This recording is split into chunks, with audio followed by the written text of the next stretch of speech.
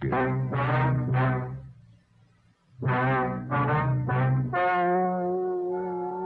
and gentlemen, the story you are about to hear is true.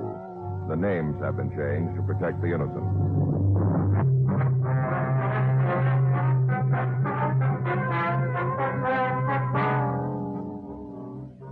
You're a detective sergeant. You're assigned the Bunko fugitive detail. A man tells you he's been taken for a large sum of money. He thinks it was a swindle. Your job, run it down.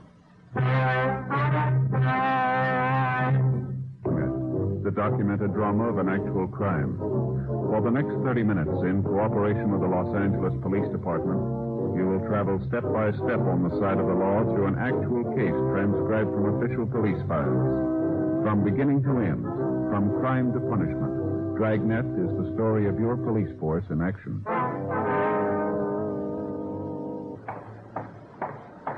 It was Monday, September 12th. It was hot in Los Angeles. We were working the day watch out of Bunko Fugitive Detail. My partner is Frank Smith. The boss is Captain Gideon. My name's Friday. I was on my way back from communications, and it was 2:17 p.m. when I got to room 38. Bunko Fugitive. Oh, hi, Joe. All right. I get it. Bunko Fugitive, Friday. Yes, that's right. Mm-hmm. Well, when'd you see him last? Well, how much was it? How much? Mm-hmm. All right, sir. We'll be here. Well, right away if I were you. All right, fine. Fellow's coming in to talk to us. Yeah? Says he gave a friend of his $40,000. Oh. Kind of broke up their friendship. What do you mean? The guy skipped out.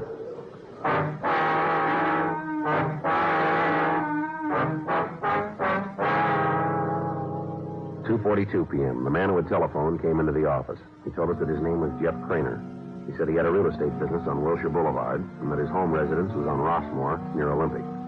He also said that on the previous Tuesday he had given $40,000 to a man who called himself Philip Bonham. You know where this fellow Bonham lives, Mr. Craner? I know where he used to live. Where's that? Our apartment out in Westwood, real fancy, beams, ceilings, lots of glass, swimming pool, the whole works. He's not there anymore, huh? Well, manager of the building says he moved last Tuesday, the day I gave Phil the money. Who's they? Phil and his brother had the place together. Uh-huh. What's the brother's name? Steve. Does the manager have any idea where they went? Well, claims he didn't leave any forwarding address, just shoved off. How long have you known the Bonhams, Mr. Craner? 6 or 8 weeks. How'd you happen to meet up? Through a friend, a mutual friend. What would you tell us about it? Well, it's not going to come out, is it? Newspapers, anything like that? What do you mean?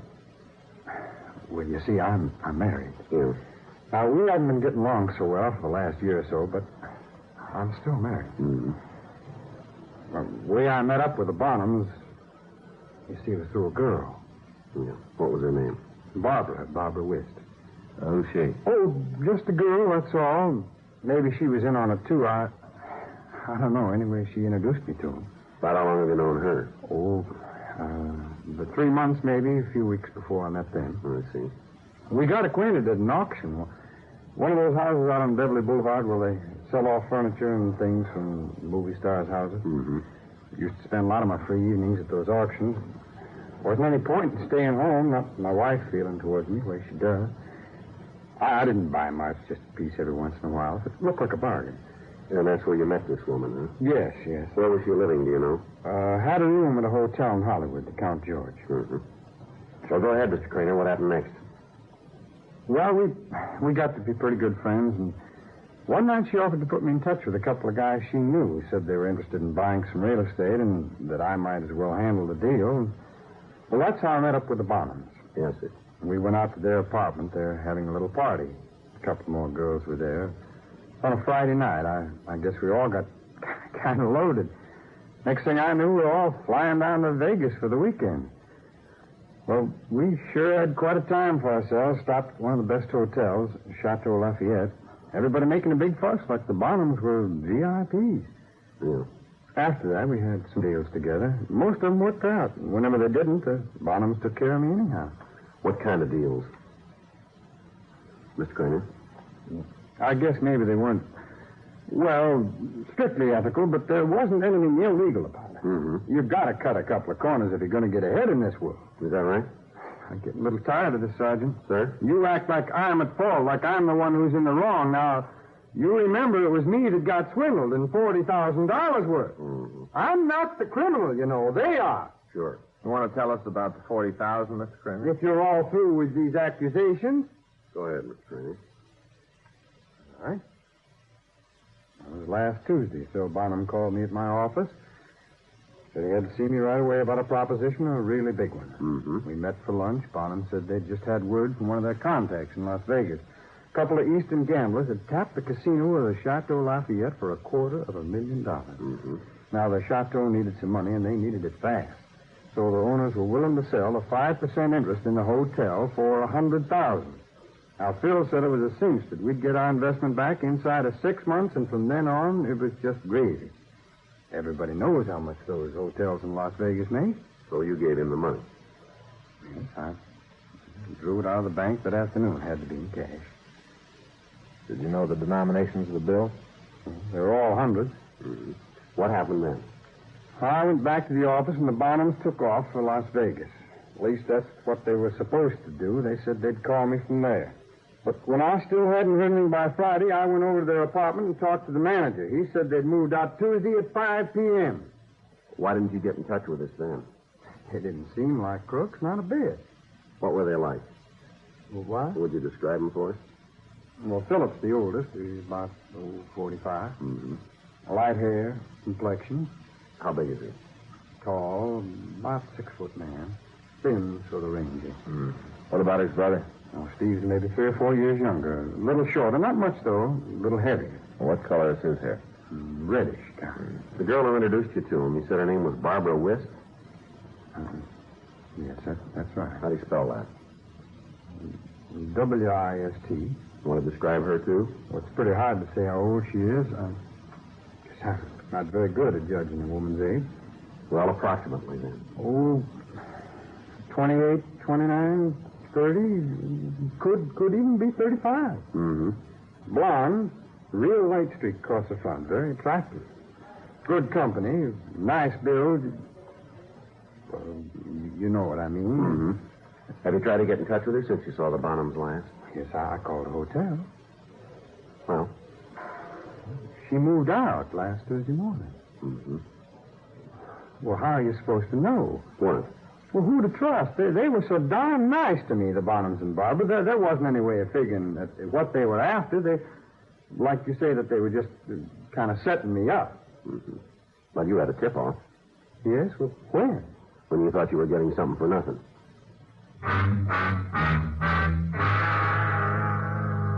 3:08 p.m. We ran the names Philip and Steve Bonham and Barbara Wist through R&I. They had nothing on them. We went back to the office and showed the victim mug shots of known confidence men. He was unable to identify any of the photographs.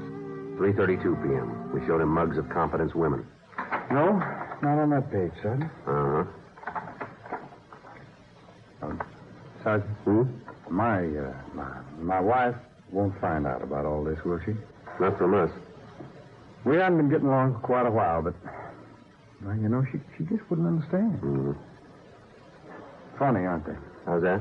Women, even if they won't have anything to do with you themselves, they just don't want another day moving in. Want to go on to the next page? Oh, yeah, sure.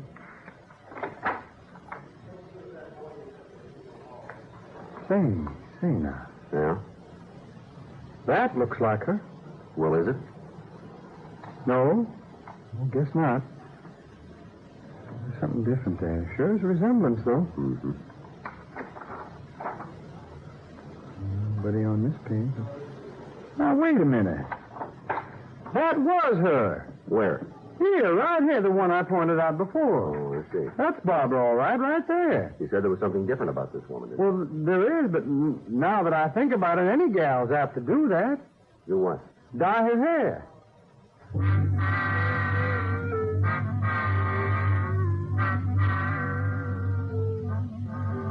The victim was positive in his identification of the photograph. Frank and I pulled the woman's package.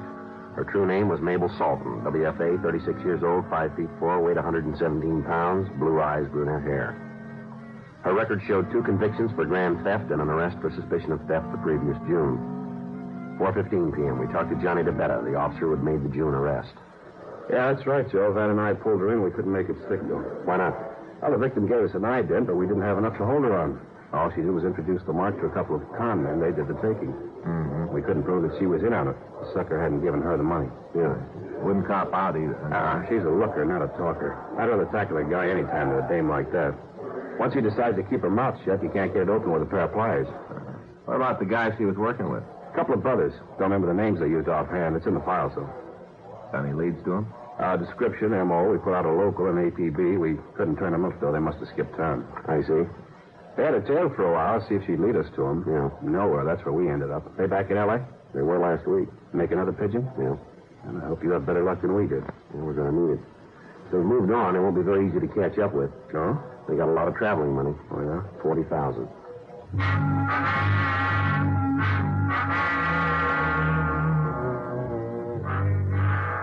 Frank and I put out a local and an APB on the two male suspects. We also put out a bulletin on the female suspect, Mabel Salton. But we requested that in her case, no arrest be made. We asked to be contacted in the event that she was located. From Johnny DeBetta, we learned that the Salton woman had also met the previous victim at an auction. Auctioneers and owners of auction houses were told to notify us if they saw the suspect. We talked to the manager of the apartment where the male suspects had lived and to check the clerk at the Count George Hotel. They were unable to help us. We contacted Las Vegas and learned that the Chateau Lafayette was in excellent financial condition.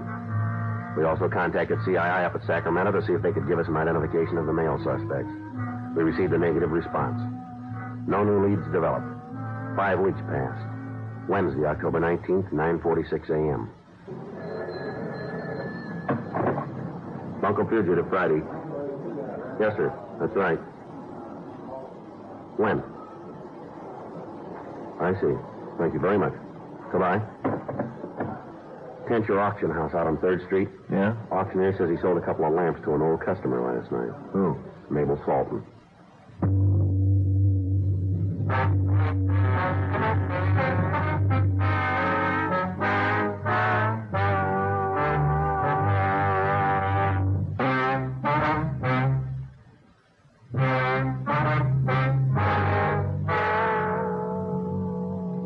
A.m. Frank and I drove out to the Tencher Auction Gallery on West 3rd. We showed the auctioneer a mugshot of Mabel Salton, and he said he was positive she was the woman he had seen the previous night. We went back to the office and had a conference with the skipper. You're sure picking her up won't do any good? Well, I didn't before, Captain. Yeah. Of course, this might not work either. We don't even know if her pals are back in town. Well, how do you plan to make the contact? Hang out at auctions, do a lot of bidding, let her think I'm loaded. I don't know. Maybe it'd be better if Smith went undercover this time. He looks more like a mark to me. Well, now, wait a minute, Skipper. Oh, you know what I mean. Well, I know. I'm afraid using Smith would give us a problem, Captain. Yeah. Take another look at her picture. Not bad, is she? No, that's the trouble. Smith's got a wife.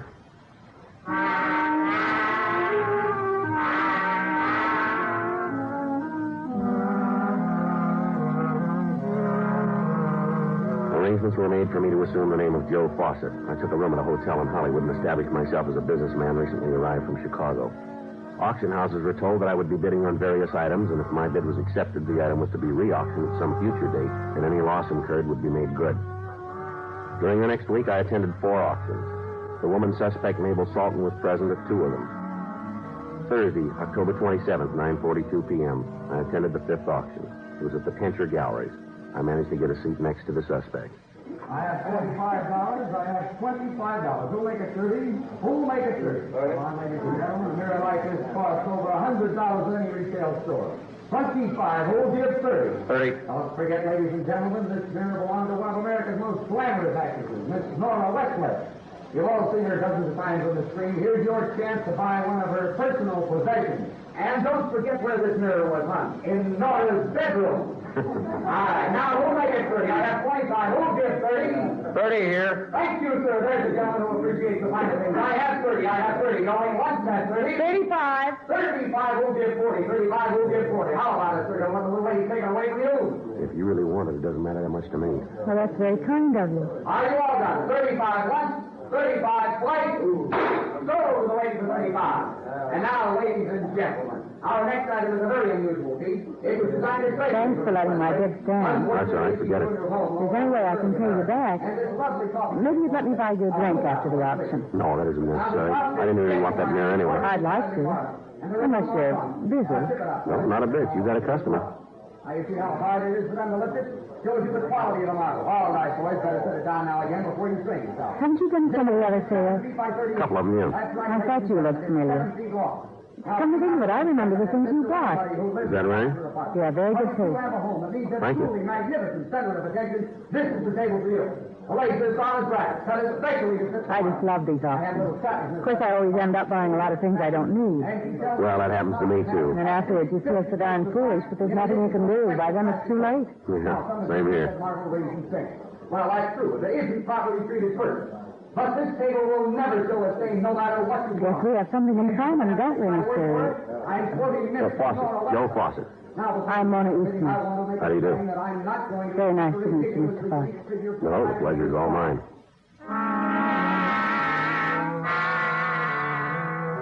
11:16 p.m. We left the auction and drove over to the suspect's apartment.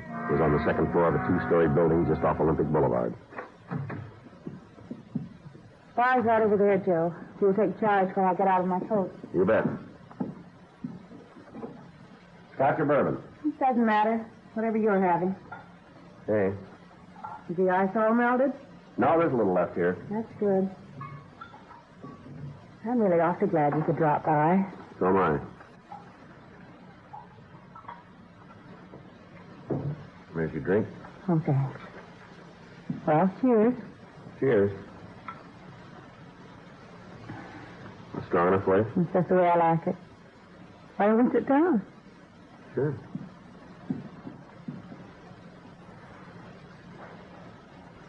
Where's your home, Joe? Well, I really don't have one yet. Oh? I got a hotel room over in Hollywood. I've been staying there for the last few days. What about all these things you've been buying at the auction? Oh, they're all for my new place. It hasn't come out of escrow yet. I see. It's out in Bel Air. Wish they'd hurry up and let me move in. For all I know, I may be getting too much stuff. I don't know what you need to furnish your house. Well, isn't your wife? Oh, I'm not married, Mona. Not anymore. I see. We broke up about a year ago. Funny. What's that? That's when it happened to me. Just a year ago. Is that so? Maybe we have a little too much in common. Yeah. She hurt you, didn't she, Joe? Well, I can see it in your eyes. You have very sad eyes. And soft and thoughtful. oh, I don't know. I think you can tell a lot about a person from their eyes. You do, huh? That's the first thing I notice about somebody. What do you notice, Joe? Well, I guess I never thought too much about it, to tell you the truth. What'd you notice faced with me? Well? Well, I guess it was your voice. Oh? You know, when you were bidding, I think that's what I noticed first. I don't know whether that's a compliment or not. Well, you have a very pleasant voice, Mona. Very pleasant. George didn't think so. Who? My husband. Oh. He said I whined and nagged and made life miserable for him. Why'd you split up? Just didn't work out. You think you'll ever try it again? Oh, I don't know. It's pretty hard to say. Yeah, I feel the same way. Well, I guess lots of people make mistakes. Yeah, sure. You need a freshener? No, I have plenty here. Fix you up? Yes, please. You don't drink very much, do you? No, I just don't feel like it tonight. Oh. Is it the company? No, of course not. I'm sorry if I, sort of forced you into taking me home. Why, don't be silly. I just felt that... Well, you didn't look very happy, and I thought maybe we both needed to be with someone else for a change. Sure. Yeah. Thanks. What line are you in, Joe? What's that? What's your business? Well, nothing right now. I guess you might say I'm unemployed. What? I had a company of my own back in Chicago, textile manufacturing. I sold it when we split up. What are you going to do now? Oh, I'm sort of looking around. I got a little cash and let's get by on. Oh? If the right thing turns up, I guess I might go into it. I suppose it's hard to tell what to put your money into nowadays. Yeah, well, there's no hurry. You know, that reminds me. Hmm? If you really do want to get into something good, Yeah? I know a couple of businessmen. Oh, they're not close friends or anything like that, but they have some excellent contacts. Is that so? I'm sure they could put you into something that would give you a nice return on your investment. Well, this wouldn't do any harm to talk to them, would it? I'm afraid you can't right now. Why not? They're out of town. Too bad, isn't it? Yeah, sure is.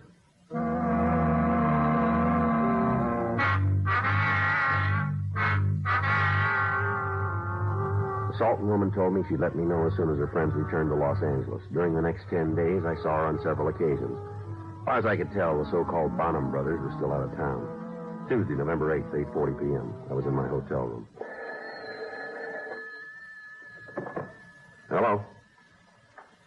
Yes, Mona. Well, how about tonight? Sure, I'll pick you up. By 9:30? Fine. Bye. You want to get me Michigan 5211, please? That's right. Extension 2572.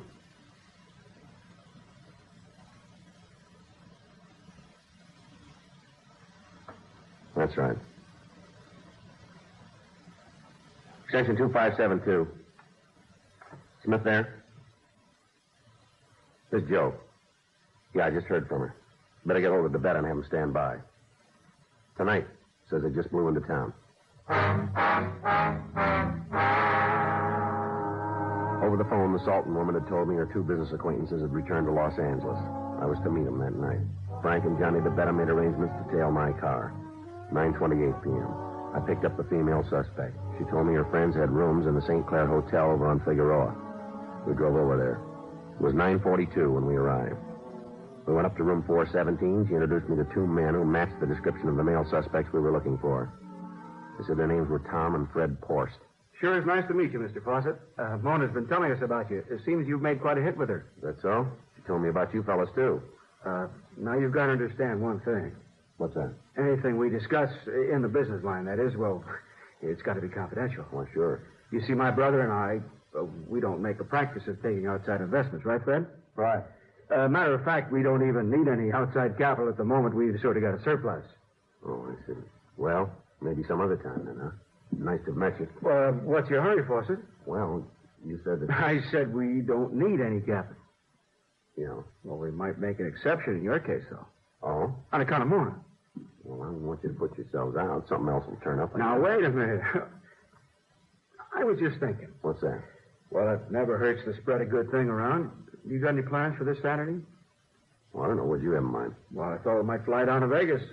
Get us a couple of girls. You can bring along Mona. Why Vegas? Oh, we got a friend down there. He made a killing at the crap tables a couple of years ago. Mm-hmm. Stuck it in $1,000 bill. Oh? Now, he sort of forgot to mention it on his income tax, and now he could use the loot, but he's afraid to cash in the bills himself. Yeah, I see. He might be willing to sell them to us at a discount. You interested? No, not very. Why not? An old con game like that? What? Was this the best you can do? The $1,000 bill routine's got whiskers on it. I should have known. What are you talking about? How would you know? Listen, Fawcett, what are you doing here anyway? Why'd you want to meet us? I was kind of curious about how you boys work. I heard a lot about you. Huh? Thought maybe I could pick up a new angle or two. Looks like I was wrong.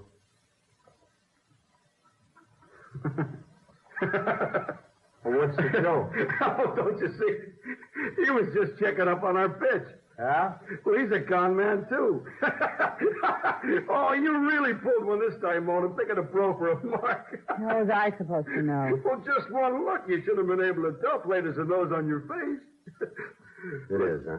Sure. Don't take it to heart, buddy. You might fool the suckers, but I'm in the same racket. Well, I should have guessed it when you walked in the door. It's written all over you. Yeah. Where you been pitching lately? City Hall. Huh? I'm a police officer. You're under arrest.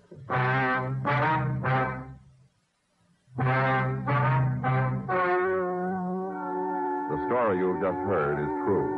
The names were changed to protect the innocent. On February 2nd, trial was held in Department 98, Superior Court of the State of California, in and for the County of Los Angeles. In a moment, the results of that trial.